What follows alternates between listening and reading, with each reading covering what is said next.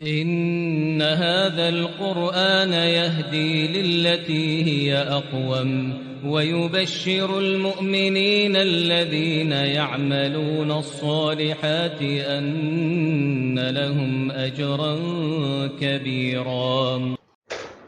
السلام عليكم ورحمة الله وبركاته.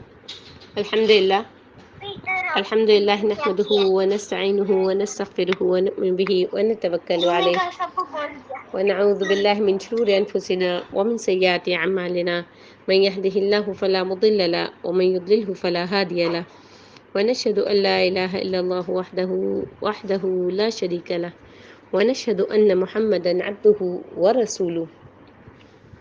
أما بعد، اعوذ باللہ من الشیطان الرجیم، بسم اللہ الرحمن الرحیم. کل ہم نے حضرت ابراہیم علیہ السلام کے متعلق پڑھا تھا کہ انہوں نے کیا کہا اپنے باپ سے کہ کیا تم بتوں کو معبود ٹھہراتے ہو؟ بے شک میں تمہیں اور تمہاری قوم کو کھلی گمراہی میں پڑے دیکھتا ہوں. اور اسی طرح ہم ابراہیم کو آسمانوں اور زمین کی بادشاہی دکھاتے تھے تاکہ وہ یقین کرنے والوں میں سے ہو جائیں. ٹھیک ہے، اب پھر آگے کیا ہوا؟ فلما جن علیہ اللیل رأى کوکبا، جب رات ان کے اوپر ہو گئی تو انہوں نے ایک ستارے کو دیکھا اور کہا یہی میرا رب ہے. پھر جب وہ غروب ہو گیا تو انہوں نے کہا کہ اگر میرے رب نے، یعنی تارے کے لیے انہوں نے کہا کہ میں غروب ہونے والوں سے محبت نہیں کرتا، اور جب چاند کو چمکتے ہوئے دیکھا تو کہا یہی میرا رب ہے. پھر جب وہ بھی غروب ہو گیا تو انہوں نے کہا کہ اگر میرے رب نے مجھے ہدایت نہ دی تو یقیناً میں گمراہ قوم میں سے ہو جاؤں گا. اس کے بعد پھر سورج کو جگمگاتا ہوا دیکھا اور کہا یہ میرا رب ہے، یہ سب سے بڑا ہے، ھذا اکبر، بڑا ہے، یہ بہت بڑا ہے. پھر جب وہ بھی غروب ہو گیا تو انہوں نے کہا اے میری قوم، بے شک جنہیں تم شریک ٹھہراتے ہو میں ان سے بیزار ہوں. ٹھیک ہے، تو اسی طریقے سے جو ہے وہ اللہ تبارک و تعالیٰ نے ان کو، حضرت ابراہیم علیہ السلام کو جو ہے وہ تبلیغ کرنا کس طریقے سے سکھائی کہ پہلے تو اللہ تعالیٰ نے کہا ہے نا کہ وَكَذَلِكَ نُرِي إِبْرَاهِيمَ مَلَكُوتَ السَّمَاوَاتِ وَالْأَرْضِ، اور ہم نے اسی طرح ابراہیم کو آسمانوں اور زمین کے عجائبات دکھائے. یعنی ہم نے ان کی نظر میں یہ واضح کر دیا کہ آسمانوں اور زمین کی تخلیق اللہ عز و جل کی وحدانیت کی کس طرح سے دلیل ہے. ٹھیک ہے، یعنی وہی مالک اور خالق ہے، وہی وحدہ لا شریک ہے، نہ اس کے سوا کوئی معبود اور نہ پروردگار. جیسے کہ ایک اور جگہ اللہ تعالیٰ نے فرمایا ہے قُلْ انظُرُوا مَاذَا فِي السَّمَاوَاتِ وَالْأَرْضِ وَمَا تُغْنِي الْآيَاتُ وَالنُّذُرُ عَنْ قَوْمٍ لَا يُؤْمِنُونَ. اے نبی کہہ دیجئے، اس میں کیا ہے کہ اے نبی کہہ دیجئے کہ دیکھو تو آسمانوں اور زمینوں میں کیا کچھ ہے، کیا کیا نشانیاں ہیں اور کیا کیا ڈراوے ہیں، ان لوگوں کو فائدہ نہیں دیتے جو ایمان نہیں لاتے. اور ایک اور جگہ کیا فرمایا، کیا انہوں نے اس کو نہیں دیکھا جو ان کے آگے اور پیچھے ہے، یعنی آسمان اور زمین. اگر ہم چاہیں تو زمین میں ان کو دھسا دیں یا ان پر آسمان سے ٹکڑے گرا دیں، بلا شبہ اس میں ہر رجوع کرنے والے بندے کے لیے ایک نشانی ہے. ٹھیک ہے، تو اس نشانیوں کو دکھانے کے بعد اللہ تعالیٰ نے کیا کہا کہ جب رات نے ان کو پردہ تاریکی سے ڈھانپ لیا تو آسمان میں ایک ستارے پر نظر پڑی، کہنے لگے یہ میرا پروردگار ہے. پھر جب وہ غائب ہو گیا تو کہنے لگے مجھے غائب ہو جانے والے تو پسند نہیں ہیں. قتادہ رحمۃ اللہ علیہ کہتے ہیں کہ آپ نے یہ اس لیے فرمایا تھا کہ آپ جانتے تھے کہ رب تعالیٰ کی ذات گرامی دائم ہے اور اسے کبھی زوال نہیں آئے گا. تو اسی لیے پھر جب چاند کو دیکھا کہ چمک رہا ہے تو کہنے لگے یہ میرا پروردگار ہے. لیکن جب وہ بھی چھپ گیا تو بول اٹھے کہ اگر میرا پروردگار مجھے سیدھا راستہ نہیں دکھائے گا تو میں ان لوگوں میں ہو جاؤں گا جو بھٹک رہے ہیں. پھر جب سورج کو دیکھا کہ جگمگا رہا ہے تو کہنے لگے یہ میرا پروردگار ہے، یہ سب سے بڑا ہے. یعنی ستارے اور چاند سے اس کا حجم جو ہے، یعنی اس کا جو سائز ہے وہ بڑا بھی ہے اور روشنی بھی زیادہ کرتا ہے. پھر جب وہ بھی غروب ہو گیا تو کہنے لگے لوگوں، بے شک جن چیزوں کو تم اللہ کا شریک بناتے ہو میں ان سے بیزار ہوں. یقیناً میں نے سب سے یکسو ہو کر اپنے آپ کو اسی ذات کی طرف متوجہ کیا، یعنی میں اپنے دین کو شرک سے خالص کر کے صرف اور صرف اسی کی عبادت کرتا ہوں. یعنی جس نے آسمانوں اور زمین کو کسی سابقہ مثال کے بغیر پیدا فرمایا، یعنی پہلے کوئی مثال تو نہیں تھی نا. جیسے ایک چیز ہوتی ہے بنی ہوئی ہوتی ہے آلریڈی، اس کو بنانا زیادہ آسان ہوتا ہے. تو اللہ تبارک و تعالیٰ کہہ رہے ہیں کہ بغیر کسی مثال کے جو ہے میں نے آسمانوں اور زمینوں کو بنایا، اس کا وجود بخشا ہے. حنیفہ اس حال میں کہ شرک کو ترک کر کے توحید کو اختیار کیے ہوئے ہوں. اور پھر آگے انہوں نے کیا کہا، وَمَا أَنَا مِنَ الْمُشْرِكِينَ، اور میں مشرکوں میں سے نہیں ہوں. تو یہ جو مقام تھا یہ مقام مناظرہ تھا. یعنی مناظرہ کیا کس کو کہتے ہیں کہ دو بدو بات کرنے کو، سوال جواب کرنے کو، ڈسکس کرنے کو، بحث کرنے کو. تو حضرت ابراہیم علیہ السلام اس مقام پر اپنی قوم سے مناظرہ کر رہے تھے اور اس بات کو واضح کر رہے تھے کہ وہ لوگ مجسموں اور بتوں کی جو پوجا پاٹ کر رہے ہیں تو یہ سراسر باطل ہے. پہلے آپ نے اپنے باپ سے گفتگو کرتے ہوئے واضح فرمایا تھا کہ یہ ان لوگوں کی غلطی ہے جو ان عارضی بتوں کی عبادت کر رہے ہیں جنہیں انہوں نے آسمانی فرشتوں کی صورت میں بنایا ہوا ہے تاکہ یہ خالق عظیم کے پاس ان کی سفارش کریں، کیونکہ وہ سمجھتے تھے کہ ہم بہت حقیر ہیں، ہم اللہ کی عبادت نہیں کر سکتے. اس لیے انہوں نے فرشتوں کو وسیلہ اختیار کر لیا تاکہ رزق، فتح و نصرت اور ضرورت کی دیگر چیزوں کے بارے میں یہ اللہ تعالیٰ کے پاس ہماری سفارش کریں گے فرشتے. اس مقام پر آپ نے ان کی مجسموں کی عبادت کرنے کی وجہ سے غلطی اور گمراہی کو بیان فرمایا. مجسموں سے کیا مراد تھی؟ یعنی 7 کواکب، یعنی 7 سیارے، قمر، عطارد، زہرہ، شمس، مریخ، مشتری، زحل، یہ سب. تو ان کے نزدیک سب سے زیادہ جو ہے وہ روشن اور سب سے بڑا جو سیارہ سورج، پھر چاند اور پھر زہرہ تھا. تو حضرت ابراہیم علیہ السلام نے پہلے زہرہ کے بارے میں واضح فرمایا کہ یہ الہ ہونے کے قابل نہیں ہے، کیونکہ یہ تو ایک معین رفتار کے ساتھ ایک مخصوص وقت کے لیے مسخر و مقدر ہے جس سے یہ ذرہ برابر بھی دائیں بائیں نہیں ہو سکتا، اور نہ اسے اپنے آپ پر تصرف کا کوئی اختیار ہے، بلکہ یہ تو ان اجرام فلکی میں سے ہے جنہیں اللہ تعالیٰ نے اپنی عظیم حکمتوں اور مصلحتوں کے پیش نظر منور فرمایا ہے. یہ ستارہ مشرق سے طلوع ہوتا ہے اور مغرب کی طرف چلنا شروع کرتا ہے حتیٰ کہ نظروں سے اوجھل ہو جاتا ہے. اسی طرح اگلی رات کو پھر یہ طلوع ہو کر وقت مقررہ پر غروب ہو جاتا ہے. تو جو اس طرح کا ہو، یعنی اس کے طلوع اور غروب کے پیچھے کسی دوسری ہستی کا دست قدرت کار فرما ہو، وہ الہ کیسے ہو سکتا ہے؟ وہ کیسے معبود ہو سکتا ہے؟ پھر حضرت ابراہیم علیہ السلام چاند کی طرف متوجہ ہوئے اور اس کے بارے میں بھی اسی طرح واضح فرمایا جس طرح ستارے کے بارے میں فرمایا تھا. پھر اسی طرح آپ نے سورج کی طرف توجہ کی. جب آپ نے ان تینوں اجرام فلکی کے الہ ہونے کی نفی فرما دی جو دیگر تمام اجرام کی نسبت زیادہ منور ہیں، جن کا انسان اپنی آنکھوں سے مشاہدہ کر سکتے ہیں، اور جب قطعی دلیل سے ثابت ہو گیا کہ الہ نہیں ہو سکتے، تو کیا کہا انہوں نے؟ قال یا قوم انی بریء مما تشرکون، کہنے لگے لوگوں جن چیزوں کو تم اللہ کا شریک بناتے ہو یقیناً میں ان سے بیزار ہوں. یعنی میں ان کی عبادت کرنے اور ان کی دوستی اختیار کرنے سے بیزار ہوں. اگر یہ الہ ہے تو یہ سب مل کر میرے خلاف جو چاہیں پروگرام بنا لے اور مجھے ذرہ برابر بھی مہلت نہ دیں. ٹھیک ہے نا؟ اور کہا کیا آگے انہوں نے؟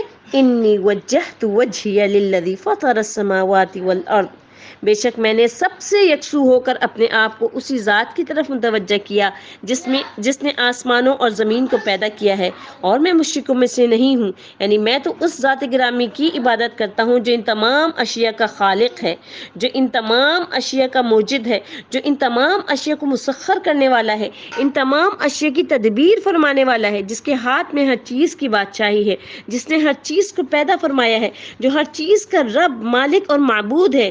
جیسا کہ اس نے خود فرمایا کچھ شک نہیں کہ تمہارا پروردگار اللہ ہی ہے جس نے آسمانوں اور زمین کو 6 دن میں پیدا کیا، پھر وہ عرش پر مستوی ہوا. وہی رات کو دن کا لباس پہناتا ہے کہ وہ ان دونوں میں سے ایک دوسرے کو جلدی سے آ لیتا ہے، اور اسی نے سورج اور چاند ستاروں کو پیدا کیا، سب اسی کے حکم کے مطابقت سے کام میں لگے ہوئے ہیں. دیکھو سب مخلوق بھی اسی کی ہے اور حکم بھی اسی کا ہے. یعنی حکم جو ہے وہ اللہ تعالیٰ کا ہی ہے. یہ رب العالمین بہت برکتوں والا ہے. تبارک اللہ رب العالمین، بہت برکت والا ہے رب العالمین. اور اللہ تعالیٰ نے حضرت ابراہیم علیہ السلام کے بارے میں بھی کیا فرمایا تھا؟ اور بلا شبہ ہم نے ابراہیم کو پہلے ہی سے ہدایت دے دی تھی اور ہم ان کے حال سے واقف تھے جب انہوں نے باپ اور اپنی قوم کے لوگوں سے کہا کہ یہ کیا مورتیاں ہیں جن کی تم پرستش کرتے ہو، جن پر تم قائم ہو. اسی بات کی تائید جو ہے وہ حزب ذیل آیت کریمہ سے بھی ہوتی کہ آپ نے شرک میں مبتلا اپنی قوم کو سمجھانے کے لیے یہ والا اسلوب اختیار کیا تھا، جو اسلوب جو ہے وہ ابھی ہم نے آیت میں پڑھا ہے۔ پھر آگے حضرت ابراہیم علیہ السلام نے کیا کہا، وَحَاجَّهُ قَوْمُهُ، اور اس کی قوم نے اس سے جھگڑا کیا، قَالَ أَتُحَاجُّونِّي فِي اللَّهِ وَقَدْ هَدَانِ، تو اس نے کہا کیا تم مجھ سے اللہ کے بارے میں جھگڑا کرتے ہو حالانکہ اسی نے مجھے ہدایت دی ہے، وَلَا أَخَافُ مَا تُشْرِكُونَ بِهِ، اور میں ان سے نہیں ڈرتا جنہیں تم اس کے شریک ٹھہراتے ہو، إِلَّا أَن يَشَاءَ رَبِّي شَيْئًا، ہاں اگر میرا رب کچھ چاہے تو وہ ضرور ہو سکتا ہے، وَسِعَ رَبِّي كُلَّ شَيْءٍ عِلْمًا، میرے رب کا علم ہر چیز پر چھایا ہوا ہے، أَفَلَا تَتَذَكَّرُونَ، پھر تم کیا نصیحت حاصل نہیں کرتے ہو، وَكَيْفَ أَخَافُ مَا أَشْرَكْتُمْ وَلَا تَخَافُونَ أَنَّكُمْ أَشْرَكْتُمْ بِاللَّهِ، اور میں ان سے کیوں ڈروں جنہیں تم شریک ٹھہراتے ہو، جبکہ تم اس بات سے نہیں ڈرتے کہ تم ان کو اللہ کا شریک ٹھہراتے ہو، یعنی میں کیوں ڈروں، تم تو نہیں ڈر رہے ہو اس بات سے۔ باللہ ما لم ينزل به علیکم سلطانہ، کس کو شریک ٹھہراتے ہو، جن کی اس نے تم پر کوئی دلیل نازل نہیں کی ہے، فَأَيُّ الْفَرِيقَيْنِ أَحَقُّ بِالْأَمْنِ، پس ان دونوں فریقوں میں سے کون امن کا زیادہ حقدار ہے، ان کنتم تعلمون، اگر تم جانتے ہو۔ جی، تو حضرت ابراہیم علیہ السلام نے کیا فرمایا کہ اگر تم جانتے ہو تو پھر تم کیوں یہ بات نہیں سمجھ رہے ہو کہ اللہ تبارک و تعالیٰ نے کوئی دلیل نازل نہیں کی ہے۔ پھر کیا فرمایا، فَأَيُّ الْفَرِيقَيْنِ أَحَقُّ بِالْأَمْنِ، پس دونوں فریقوں میں سے کون امن کا زیادہ حقدار ہے، ان کنتم تعلمون، اگر تم جانتے ہو۔ الذین آمنوا ولم يلبسوا ایمانہم بظلم اولئک لہم الامن وہم مہتدون، جو لوگ ایمان لائے اور انہوں نے اپنے ایمان کو ظلم یعنی شرک کے ساتھ خلط ملط نہیں کیا، وہی لوگ ہیں جن کے لیے امن ہے اور وہی ہیں جو کہ ہدایت یافتہ ہیں۔ وَتِلْكَ حُجَّتُنَا آتَيْنَاهَا إِبْرَاهِيمَ عَلَى قَوْمِهِ، اور یہ ہے ہماری دلیل جو ہم نے ابراہیم علیہ السلام کو اس کی قوم کے مقابلے میں دی تھی، نرفع درجات من نشاء، ہم جسے چاہیں اس کے درجات بلند کرتے ہیں، ان ربک حکیم علیم، بے شک آپ کا رب بہت حکمت والا اور بہت زیادہ جاننے والا ہے۔ یعنی اب ان آیات میں وہی حضرت ابراہیم علیہ السلام کا ہی ذکر چل رہا ہے کہ حضرت ابراہیم علیہ السلام جو ہیں، اللہ تعالیٰ نے جو خلیل یعنی حضرت ابراہیم علیہ السلام کے بارے میں ہمیں کیا بتایا کہ جب آپ کی قوم نے توحید کے بارے میں آپ سے جھگڑا کیا جسے آپ نے اختیار فرمایا، تب ظاہر ہے پوری قوم تو بت پرست تھی، ہر طرف اسی کا ہی چرچا تھا، ان کے اپنے گھر میں بت بنتے تھے، ان کو بڑی عجیب لگتی تھی کہ یہ ابراہیم کون سے نئے دین کی بات کرتا ہے، کون سا یہ نیا دین لے کر آ گیا ہے ہمارے پاس، کون سے ایک الہ کی بات کرتا ہے، بھئی ہماری مرضی ہم چاند کی پرستش کریں یا ہم سورج کی کریں یا ہم ستاروں کی کریں، ہماری مرضی، اور یہی وہ سارے الہ ہیں ہمارے جو کہ ہمیں اصلی الہ تک پہنچاتے ہیں۔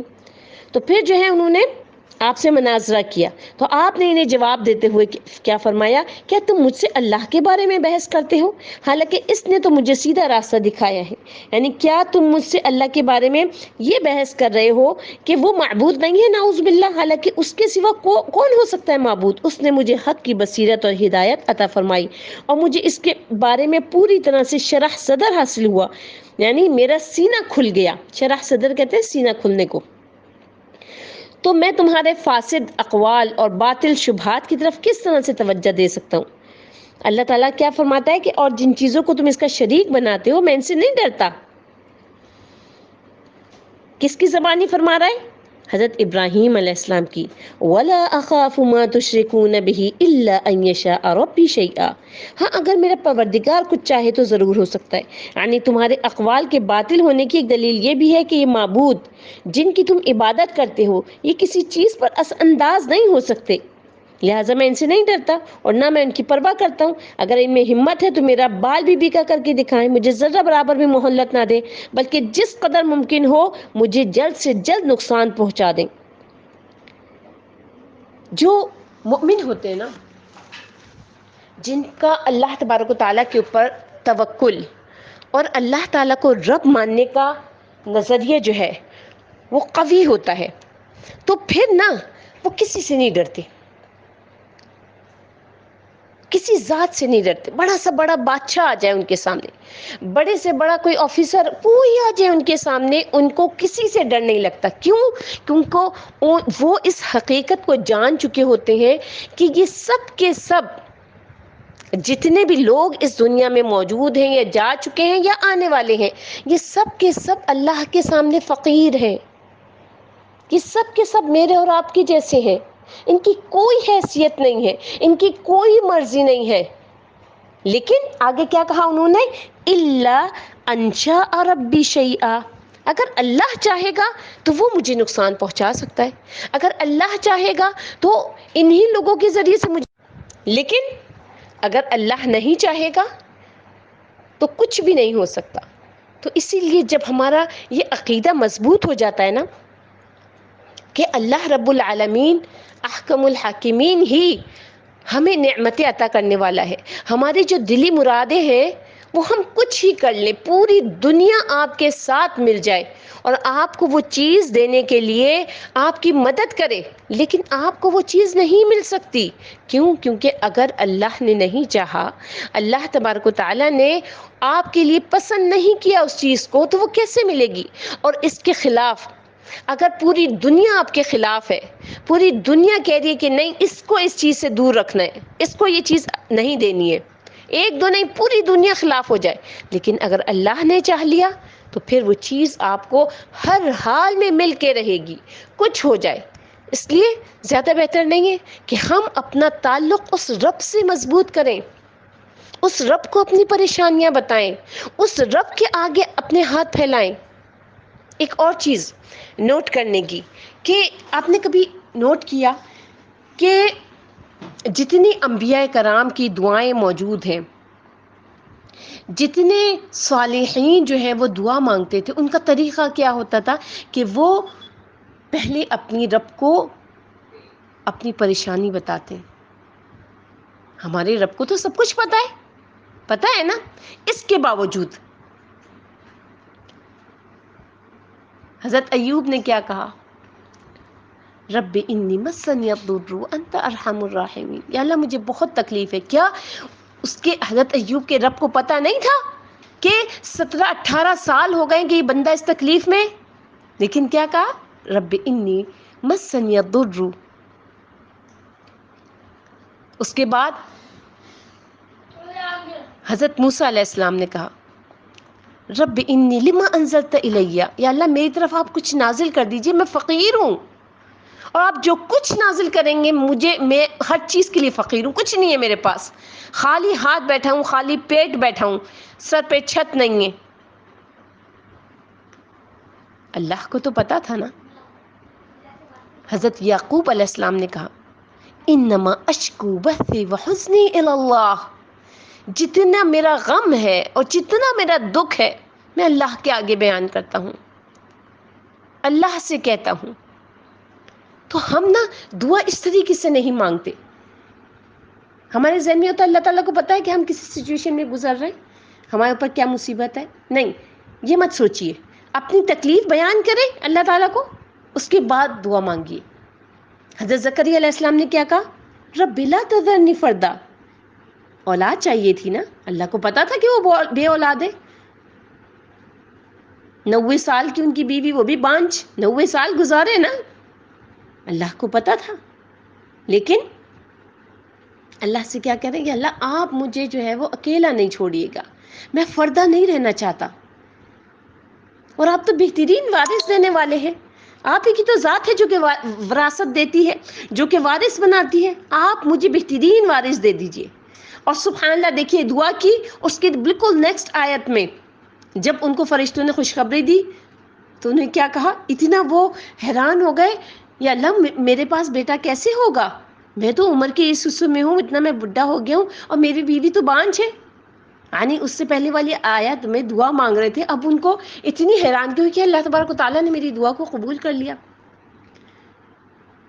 تو دعا مانگنے کا نا صحیح طریقہ سیکھیے, اللہ تبارک و تعالیٰ کو بیسٹ فرینڈ سمجھ کے, اپنا سب سے قریبی دوست سمجھ کے, کہ وہ دوست کہ جس سے انسان سب کچھ کہہ دیتا ہے اور اس کا دل ہلکا ہو جاتا ہے کہ الحمدللہ میں نے اپنی دوست کو سب کچھ بتا دیا. اللہ تعالیٰ کو اپنا بیسٹ فرینڈ بنا لیجئے. اللہ تبارک و تعالیٰ سے ہر بات کہہ دیجئے، جس طریقے سے کہنے چاہتے بس ہاتھ اٹھائیے اور اس کے آگے سب کچھ بیان کر دیجئے. اپنی تکلیف ضرور بیان کریں کہ آپ کس مشکل میں ہیں، کہ اللہ میں اس چیز کے لیے آسانی چاہتی ہوں، یا اللہ مجھے یہ چیز جو ہے وہ تنگ کرتی ہے، اور پھر آپ یا اللہ اس کو دور کر دیجئے، آپ مجھ سے میری تکلیف کو دور کر دیجئے. اللہ تبارک و تعالیٰ سے مانگیے.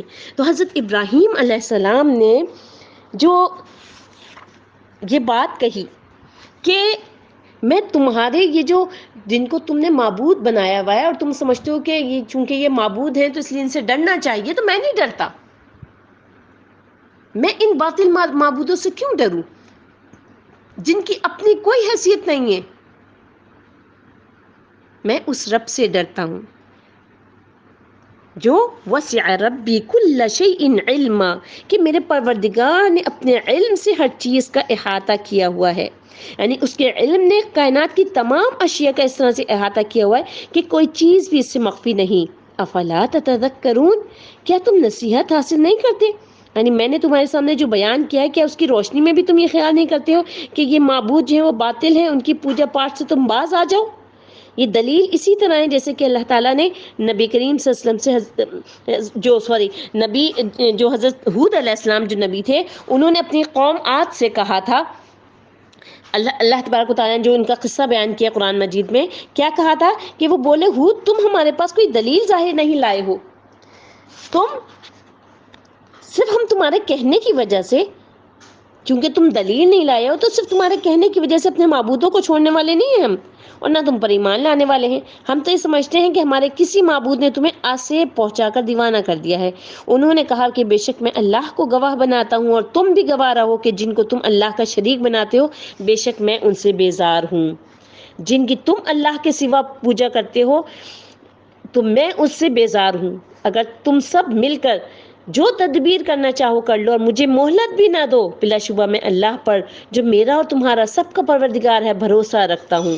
زمین پر جو چلنے پھرنے والا ہے وہ اس کو اس کی پیشانی سے پکڑے ہوئے ہے. بے شک میرا پروردگار سیدھے راستے پہ ہے، ارشاد الہی ہے فَكَيْفَ أَخَافُ مَا أَشْرَكْتُمْ، بھلا میں ان چیزوں سے جن کو تم اللہ کا شریک بناتے ہو کیوں ڈروں؟ یعنی میں ان بتوں سے کیوں ڈر سکتا ہوں کہ جن کو تم نے اللہ کے سوا اپنا معبود بنایا ہوا ہے. یہ جو آیات ہیں بھی کچھ باقی ہیں اس ٹاپک کی. اللہ تبارک و تعالیٰ سے دعا ہے کہ اللہ رب العالمین احکم الحاکمین ہمیں کما حقہ توحید کو سمجھنے کی توفیق عطا فرما دے کہ توحید ہے کیا چیز اور کس جگہ پر جا کر ہم شرک میں داخل ہو جاتے ہیں، کہاں پر ہم شرک کر گزرتے ہیں اور ہمیں علم ہی نہیں ہوتا. اللہ تبارک و تعالیٰ سے دعا ہے کہ اللہ رب العالمین احکم الحاکمین ہمارے عقیدوں کو ٹھیک کر دے اور ہمیں اس چیز کی توفیق عطا فرما دے کہ ہم جو ہے سیدھے راستے پر چلنے والے بن جائیں. اور اگر ہمارے اعمال میں جہاں پر بھی غلطیاں ہیں یا ہمارے اس بولنے میں جہاں غلطیاں ہوئیں، یا رب العالمین آپ عالم ہیں، آپ جاننے والے ہیں اور ہم خطا کار انسان ہیں. ہم سے دن رات خطائیں ہوتی ہیں، ہم سے دن رات غلطیاں ہوتی ہیں. یا رب العالمین یا احکم الحاکمین آپ اپنی رحمت سے ہماری خطاؤں کو معاف فرما دیجئے، ہماری خطاؤں سے درگزر فرما دیجئے. سبحان ربک رب العزت عما یصفون وسلام علی المرسلین والحمد للہ رب العالمین. السلام علیکم ورحمۃ اللہ وبرکاتہ.